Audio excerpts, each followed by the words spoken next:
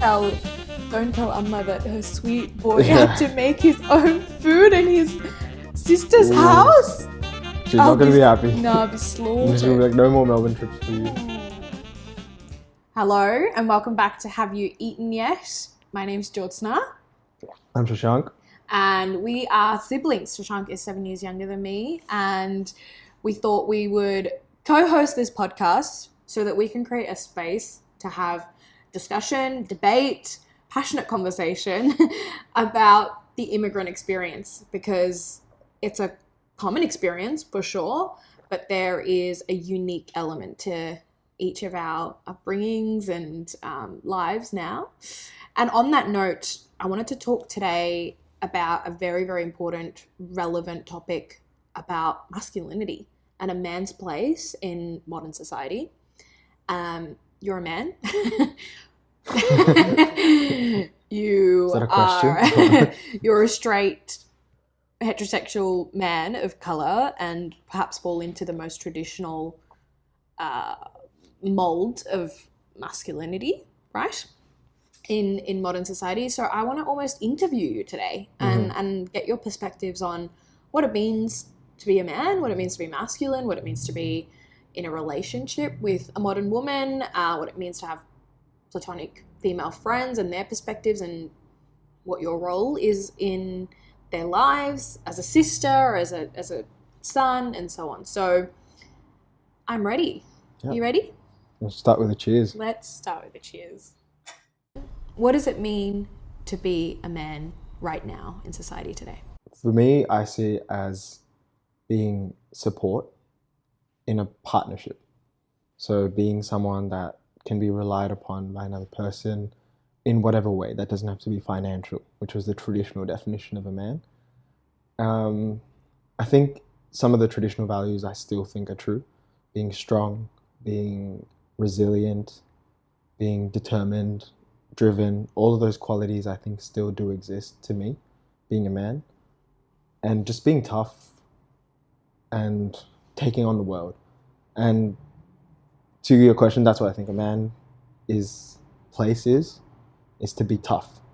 And that's still very much my truth about being a man. Okay. Yeah. All right. Thank you for the honest answer. Mm-hmm. Pin that. I want to come back to that. But honestly, look, I think a lot of people are having these conversations more recently because over the last few decades, I would say, a women's role in society has had such a big spotlight put on it. Where do we belong? What do we provide? What value do we add? Who do we belong to? And basically a complete deconstruction of our identity, and it's been rebuilt.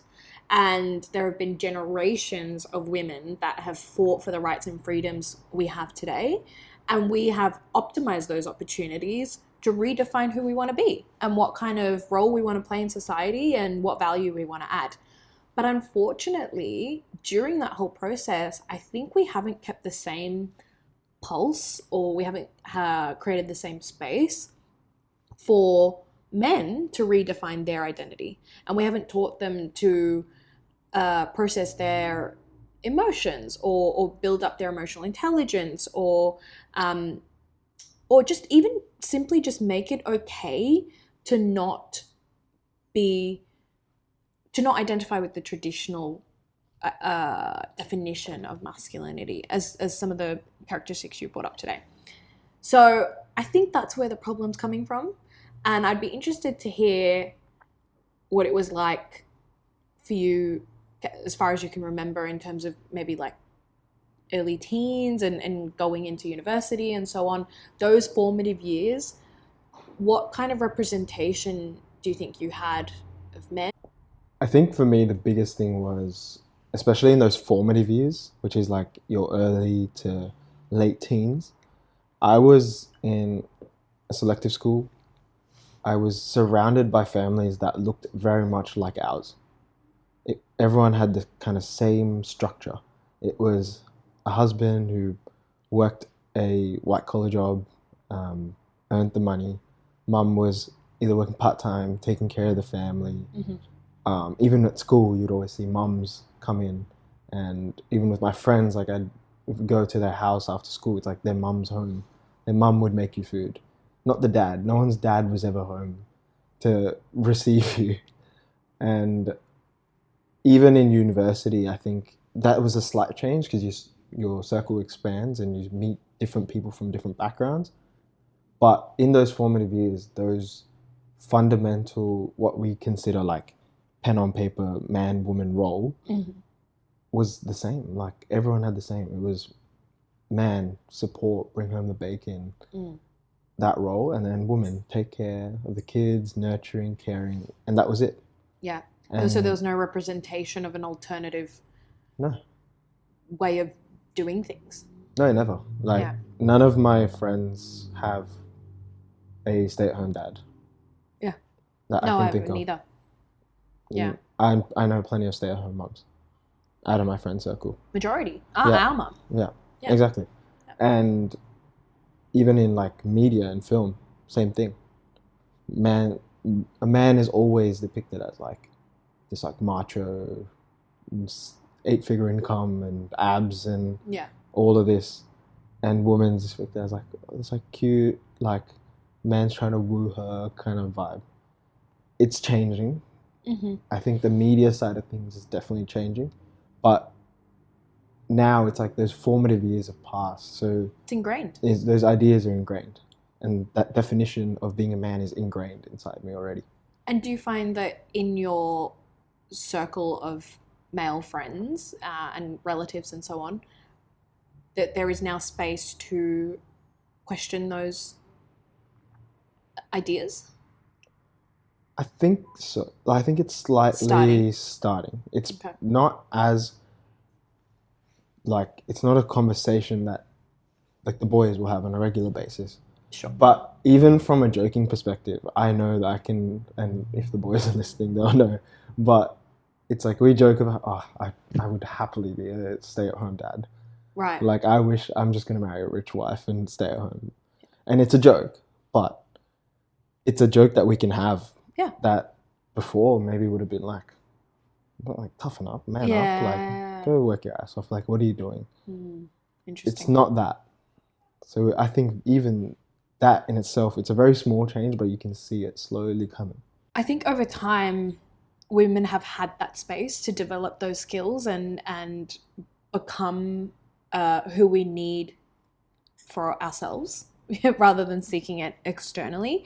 But like I said before, men haven't been given those skills or the freedom, or no one's encouraging them to think differently. And I think it's probably not the right way to look at it, because it creates this inherent competition between man and woman, and which gender is better or which gender is adding more value to society and so on. And that's completely not the point of the conversation, I don't think. I think the point of the conversation is, what if we could just look at ourselves as individuals who bring different skill sets, qualities, characteristics, and in each situation, you negotiate which part you're going to play, right? So to the point of, I'd happily be a stay-at-home dad. If that was a reality for you or any of your friends, and you did become a stay-at-home father because you were with a partner that earned a lot more money, do you think you'd feel comfortable? I actually... Or do you think... You're speaking on behalf of other people, I understand, with a grain of salt. But yeah, do you think you and your friends would be comfortable going, actually, boys, I've taken a year off. I'm going to go look after the child and let my wife or partner is in a really good position to progress their career? It's a bit of a two-part answer. Okay. I think part one, from a personal perspective, I would do it. Yeah. Happily do it, because that is my kind of new / like what's forming about relationships. The perspective on relationships that I'm forming now is driven by that, where I think it's completely okay, where if it's more practical for me to stay home, makes more sense for me to stay home, I'll stay home. I still think, however, amongst my friend circle, it would be a joke, but it would still be a joke. Yeah. Like, see, lazy Shashank, staying at home. Like, it definitely wouldn't be malicious in any way, but I No. still think there's undertones of like, oh, Do you think it's because no one's done it yet? I mean, do you know anyone even now in some of our younger friends in their mid-20s, early 30s have gotten married now and are having children?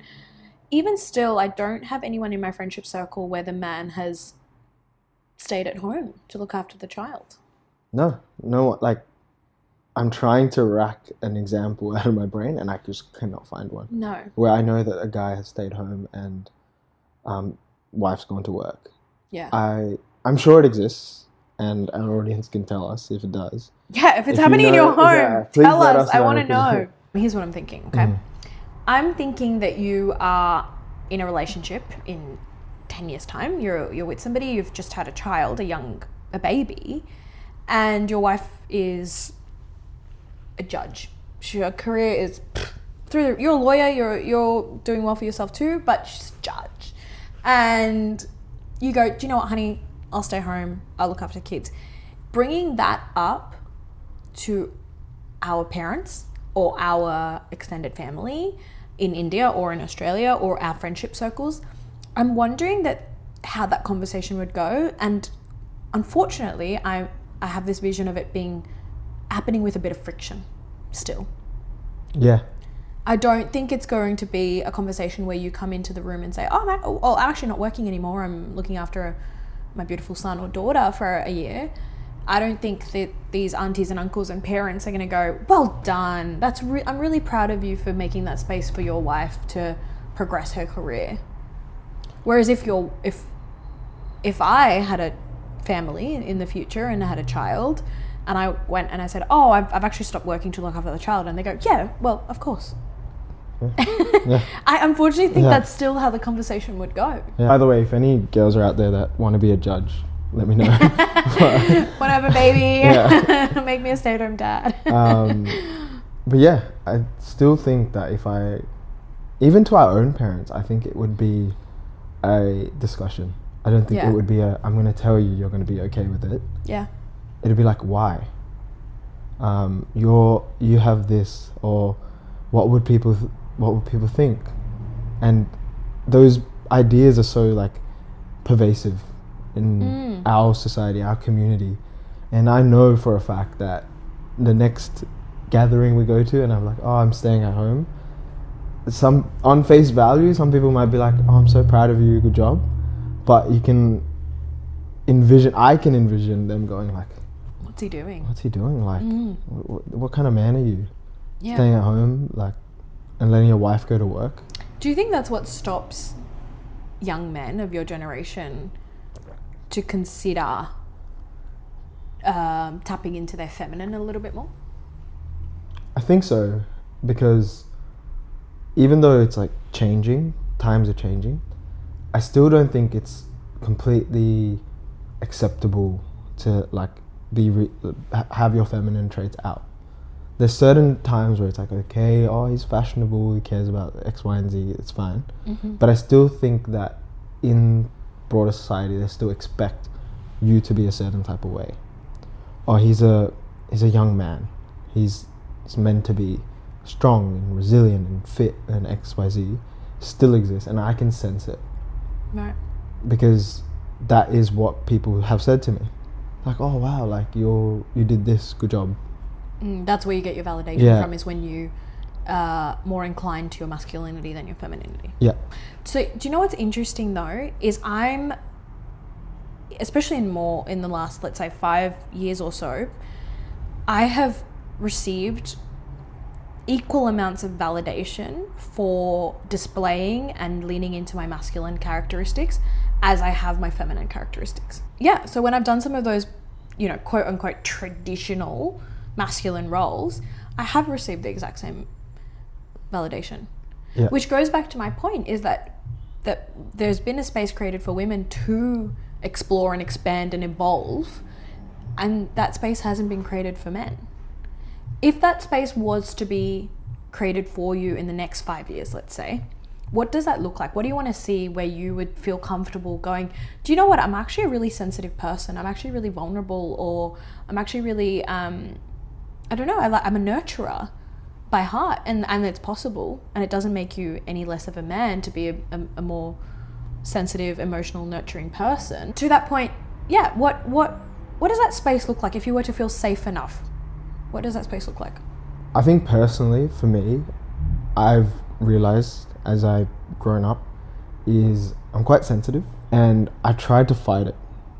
I think for the last 4 or 5 years prior to this, I've tried to fight it because people have told me they're like, "I'm so sensitive," and I felt it. I'm like, why am I upset? Like, why is this bothering me so much? And stuff like that. It's like, this is not manly. Like, why are you sad about this? Why are you in your room? Wow, like, you've actually had that internal dialogue yeah. that this is not manly, Yeah. and I need to stop being emotional about a situation. Yeah. Wow, I didn't know. And there's certain things that are just like, people are like, why are you so bothered by it? But it has bothered me, and I've fought it. And recently, this like, within the last probably 12 months, I've gone, this is like me. Like, I've tried to fight it and it hasn't worked. So has to be a reason why, because it's ingrained. And so did something change 12 months ago? Like, what was the caveat to tipping point? For me, I thought it was, I haven't had the opportunity. I've been so sheltered. So maybe that's why. Maybe things bother me because I haven't experienced like the world and living alone and all of these things. And then I went on exchange, lived alone. Same feelings. Right. Same emotional responses to things. And then I thought, okay, maybe it's because, I'm going through uni and struggling with like sorting out work and all those things. Maybe it's just a tough period of life. Maybe that's why. Yeah. All that sorted out, same thing. And it was like fighting. And I'm like, it's just not, there's no point anymore because that is me. So you take it. If you like the man that Shashank is, that is part of him. Part of him is, there's a sensitive side that you're going to have to deal with. And that is what defines me as a man as a whole. There's a tough side, which is very laser focused, and you've seen it. Yeah. Where I'm just completely dialed in, very resilient, very tough, gritty. And then there's that side, which is this emotional, sensitive, bothered by stuff, or even not even in a negative way. Sometimes those emotion comes out in a positive. Like, my parents made a speech on my 21st birthday. Yeah. And I cried. And I was like, even I didn't expect to. I was like, whoa, like, where did that come from? And there's both sides of it where I've now slowly, it's still a work in progress, but I'm getting happy with the fact that that's also part of me and that's also part of me. And I can switch on and off. And I let myself feel this and enjoy this, and vice versa. Enjoy this and feel that. Yeah. So you're creating the space for yourself. Yeah, because I've had to. Because when I was trying to fight it, I was actually probably more unhappy. Yeah. Even though externally I'm like, oh, you're getting tougher, getting more resilient, gritty, blah, blah, blah. Internally, that battle is still happening in your head where you're fighting it and your brain knows you're fighting it. And there's no point because you're faking it. If you just go out and like, yeah, I'm so tough, and then you go home and you're like upset, what's the point? Whereas I could just, when I'm upset, I'm upset. And someone who is happy to look past that goes, hey, what's wrong? Let's talk about it. And then And have you found that to be the response of, I'm curious about the response of your male friends of your generation and of your age. When you've said, hey, I'm actually really stressed at work, I'm quite upset, or you've kind of been a little bit vulnerable with them, how's it been received? It's a bit of both. I think there is acceptance of it, like, oh, okay, let's talk about it, let's figure it out, which I really appreciate. But I think if it's an extended thing, there's still a little bit of resistance. Like, okay, like, come on, let's get over it. Like, get cracking, move on, kind of thing. And I have that too. Like, this might be hypocritical of a statement, but if one of my male friends came to me and said, I have this problem, I would help them as much as possible. But then after a certain point, I'd just be like, at some point, and it's going to be crude, but just suck it up, like, grow a pair. because that's what that comes from an old mentality that is so ingrained. Yeah. But I've said it before. I'm like, bro, just grow a pair. Yeah. That in itself is layered with toxic masculinity. Exactly. Okay, interesting. See, that's funny because I think women allow space for other women to share the same problem again and again and again until it's been completely deconstructed bit by bit and put back together. We've found the problem, we've found the solution, and then she'll go out and she'll make the same mistake again, and we go, do you know what, honey, come here, it's okay, we've all been there. Kind of anticipated this answer because if you think about it, you haven't been given the skills to help a friend process those feelings. You haven't. We've been doing that since we've been able to form friendships with other females, especially female friendships with one another are so powerful and strong and have completely defined who I am and will continue to do so, I think, until I die, because there's no judgment, there's a safe space. You're allowed to make the same mistakes over and over. You're allowed to be vulnerable. You're allowed to be masculine. You're allowed to be angry. You are allowed to be whoever you want. And I don't see that happening in male dynamics, unfortunately. But the thing is, you have female friends. You have quite a mixed group of friends. So for you, how do you interact with your female friends? What are your female friends saying about masculinity and how they feel about their role? A lot of my female friends actually, they're changing, like I can see it because they're successful. Mm-hmm. A lot of my female friends have done really well in good positions. Mm-hmm. They're studied, all those things. So I think their ideas of what it means to be with a man or in a relationship is changing because it's not money anymore. Like, it's not a money dynamic. There's obviously exceptions out there, but for most of my friends, it's okay, we're both going to be working, we're both going to be successful because we both studied. So that's like tick box done. Let's just move it out of the way. It's not even a point of consideration anymore. What am I looking for?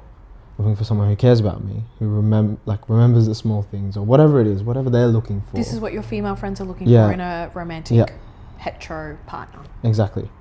Outside of the traditional, I want him to be tough, I want him to be this, that. They still do want those qualities. Want them? Yeah, do they want that? They do want those qualities, but it's not only that. It's not only I want this macho, tough man that's going to look after me and pay my bills and blah, blah, blah. They might joke about it, but I know that's like not exactly what they want, because they want that as well, but there's other characteristics they want. Mm-hmm. They want someone who's emotionally mature, in line with their emotions, close with their families, and all these little more shows vulnerability. Yeah, shows vulnerability and prepared to have open conversations about things. Mm-hmm. And be like, hey, I'm actually upset.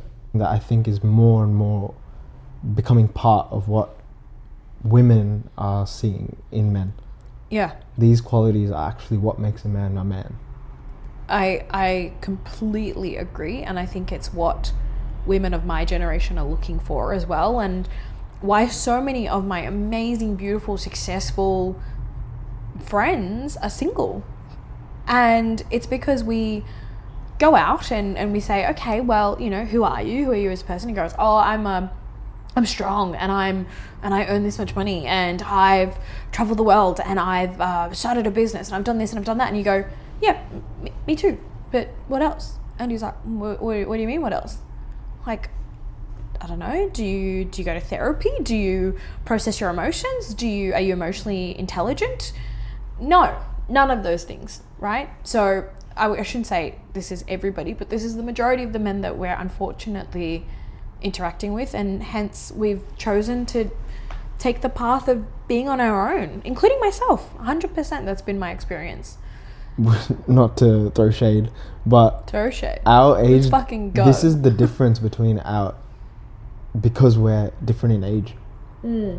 Because the men that you'd be seeing and you'd be dating are even more traditional and have more ingrained toxic masculinity than me. Because at least in my end of my formative years, have started to change. But for them, 7 years. So by the time things have started to change when they're 28, Mid-twenties. 29, 30, not when they're 22, 23, 24. Yeah. So it's much harder to break. Whereas for us, it's breaking. And even with like myself, like I've tried with my friends to be like, hey, we should have more open conversations. And if someone's going through something, fucking say it. Yeah. Tell me. And is that happening now? Yeah, but Or it's it's been a lot of like Pulling poking. teeth. Yeah. But we've got there to the point where I'm comfortable enough today that I could go up to any of my male friends, be like, hey, are you okay? And if not, it's completely okay. That's really powerful. Yeah. Whereas in your case, in your age demographic, it might be harder. Because for 7 more years than I have dealt with, they've dealt with be strong. Yeah, you're right. I hadn't thought about it that way, but that's a good point. It's just, I think that younger men are more willing to give up masculine traits in a relationship. I think that's the best way I can put it. Yeah, I think that's spot on. Yeah. Is there there's a masculine trait, and I'm happy to go, okay, for the sake of the relationship, and I think it'll work better, I'll give it up. Yes, exactly. The conversations that I've had with my female friends, what we are saying that we find attractive is when see us as equal partners and are open to having conversations about what this relationship will look like, rather than, you know, taking a template out of this bloody old book that's falling apart, it's in tatters, it doesn't make sense, it's not relevant anymore, but you still use that exact same template and you go, right, let's try and like squeeze as much of our baggage and shit into this template, and then whatever falls out, we'll kind of adjust. Whereas it should be, let's start with a blank slate. This is my opinion. I think you should start with a blank slate and go, okay, what are you good at? What are you not good at? What do you want? What do you definitely don't want? And build bottom up, build a really strong foundation. And then, because then if things happen, because things can happen, right? Like if you, let's say I say, no, I know I want to go to work and I want to work and I want my partner to stay at home, but I lose my job. What then? And he has to go back to work because he goes, oh, actually I have connections in the industry and I could get a job tomorrow and we could continue paying our bills and our finances are more important, and putting food on the table is much more important than gender roles. Of course, totally understandable. But if those foundations are strong enough and you have created the space where that person can come in to a situation and say, I'm sorry, things have changed, let's readjust. If we focus on romantic relationships in your generation and in where you are in life right now in your early 20s, what are you looking for, do you think, in a partner? I think for me, I've always trended towards looking for partnership, one unit that works together to make things work. Yeah. And that's what I'm looking for. Like, I'm looking for something that's geared in that way. It's completely okay for me to be broken down and you be the strong one in the relationship. And when it's my turn, it'll be me. Why does it have to be I'm always strong and I always have to come to your side? It might not be. That's exhausting. Yeah. I could only imagine, like, if I was a man and I had to constantly be the tough one and constantly be strong and hold ground, that would be exhausting. I have a lot of empathy for why you might be approaching the situation this way and why you still feel this pressure to be tough and strong and all the other, you know, characteristics that we've used to describe masculinity in a traditional way. Now that we've had this conversation and we've had the time to reflect, how do you think you're going to approach things differently moving forward in your direct circles, if at all? I think it's two-phase. So in terms of answering your question directly about my circle, the one thing that my friend group has been doing and something that I'll continue to do is always, for my male friends, make it completely okay to have whatever characteristics that make them be completely okay. Like, you don't have to fit into a mold of what we view as a man for it to be okay. Like, okay, you're a bit emotional guy, completely okay. You're maybe not mentally resilient, maybe you get stressed out easily, okay, it's completely okay. Those are good qualities to have. Being emotionally stable, being able to handle stress, being tough, all of those things are good qualities, but it's okay to not be. But how can we as a friend group help you? Step 2 is more like from a personal perspective, is I'm going to be self-aware of the characteristics that make me me. And like I was going into before, it's like I'm an emotional person. That is what makes me me. That makes me I'm not saying better individual, but it makes me unique. And that's a characteristic that is good and bad, but it makes Shashank Shashank. Yeah. And I'm gonna lean into it. Holistically as a person, you can never be perfect. And I think that's what I want young men listening to really understand, is like, you are watching social media and you're seeing, in theory, in paper, you're seeing perfect men, seeing men that are Quotes. Like big time quotes. Big quotes, like perfect men who are like rich and successful and handsome and X, Y, and Z, but that's just not how life is. I'm sure behind their scenes they have their own issues. Yeah. But it's completely okay to have flaws, but embrace it. And it's not what women are looking for. Yeah. Can I just clarify? And I'll speak on behalf of all women here for a second, but we don't want perfect people. In fact, I think what we find most attractive and most sexy is a man that can show vulnerability in certain situations. And like you said, to your point before, is like, be strong when there is a need to be strong for your family, for your loved ones. And then in times when you're not doing so well, is to openly say, I'm actually not doing so well. And it's been hard on me right now, and I'm going to go to therapy, and I'm going to take the steps that I need to do. I'm going to have open conversations with the people that I trust to get better. This is a change I'm going to make as well, if I'm honest, is to proactively remove the negative connotations of feminine characteristics. Yep. Because I think in society there is such a strong perception of what it means to be feminine, and majority of them are negative, right? When you think, oh, it's so feminine, you think, oh, that's weak, that's delicate, that's not a bad thing. Being delicate is not a bad thing. Being fragile, being emotionally so in tune that I can read your thoughts. I sometimes feel like I can. Do you know what I mean? So I don't think those are bad things. And I think if we encourage women and men to look at feminine and masculine characteristics as just characteristics that are categorized in this particular way for some random reason, not necessarily because one is bad and one is better or whatever else, and just look at them as descriptive words and use those descriptive words to establish all relationships in your life, whether it's platonic, romantic, familial, whatever it might be. I think that is going to be a game changer. And all right, cheers. Yeah. Cheers. Let's go eat. Let's go eat, please. Bye.